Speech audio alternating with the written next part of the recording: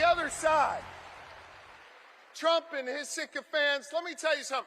They love to talk a good game about freedom, right? They love to cloak themselves in the blanket of freedom all the time. They love to talk a good game. But hear me on this. It sure as hell isn't freedom to say you can go vote, but he's going to pick the winner. That is not freedom.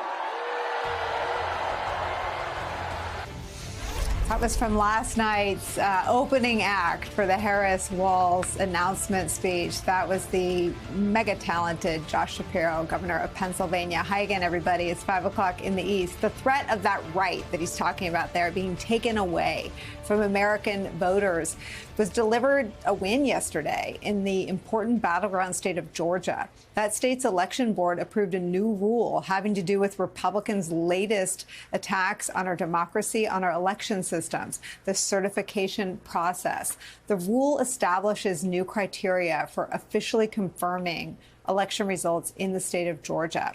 The certifying happens, quote, after reasonable inquiry that the tabulation and canvassing of the election are complete and accurate, and that the results are a true and accurate accounting of all votes cast in that election. Now, the New York Times explains what that actually means. Quote, though seemingly innocuous, the language implies that local election officials are awarded a level of discretion in the certification process, a suggestion that runs counter to decades of settled Georgia law delineating how results are officially certified. State law dictates that officials shall certify an election, making the process effectively ministerial. Disputes over alleged fraud or major errors are typically left to recounts in courts.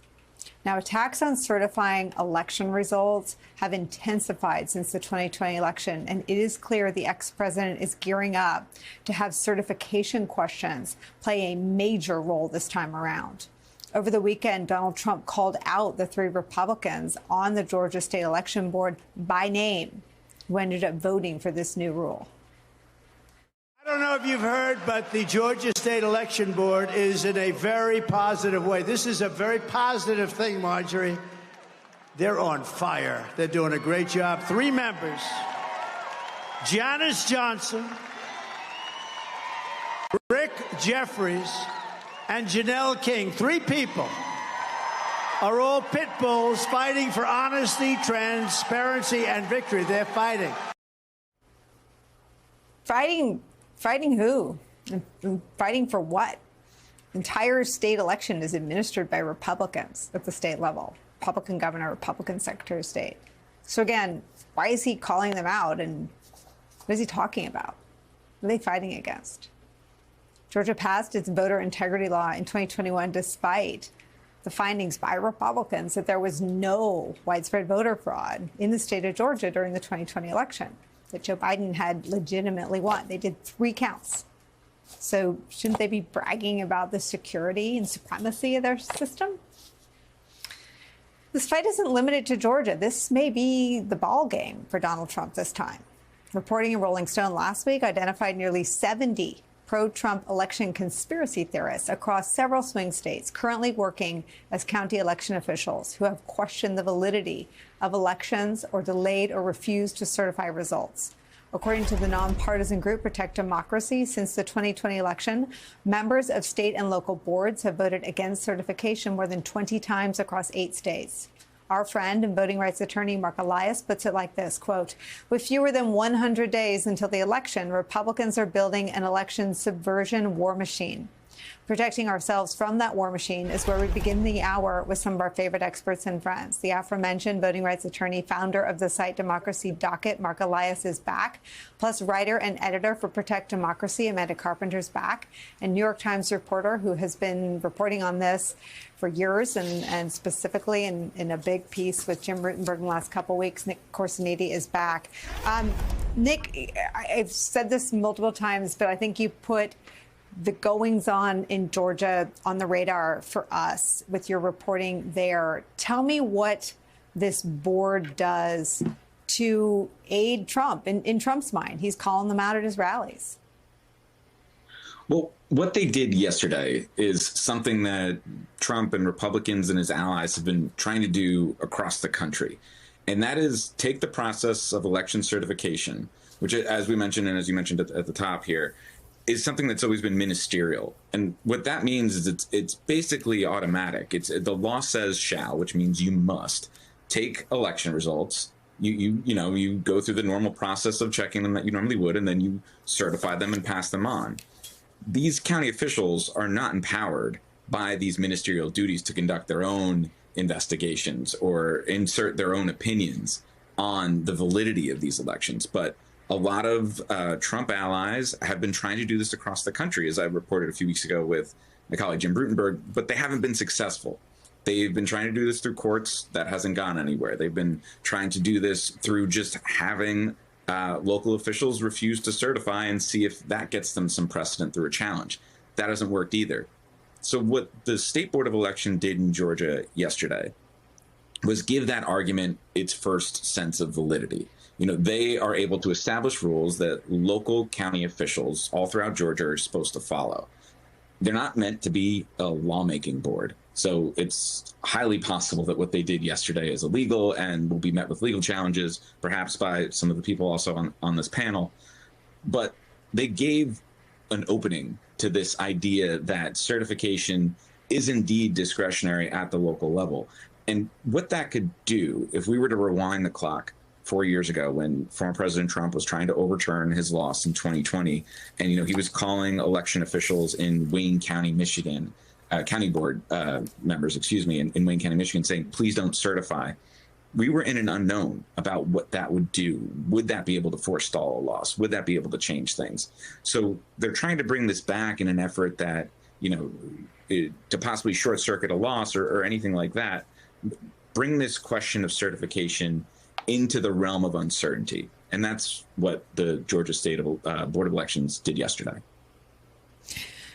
Mark Elias, I want to read what you wrote, but I just, for Trump, who's so obsessed with the size of his wins and, wearing a superhero shirt when he survives COVID, it feels like this massive sort of telegraphing that he knows he's going to lose.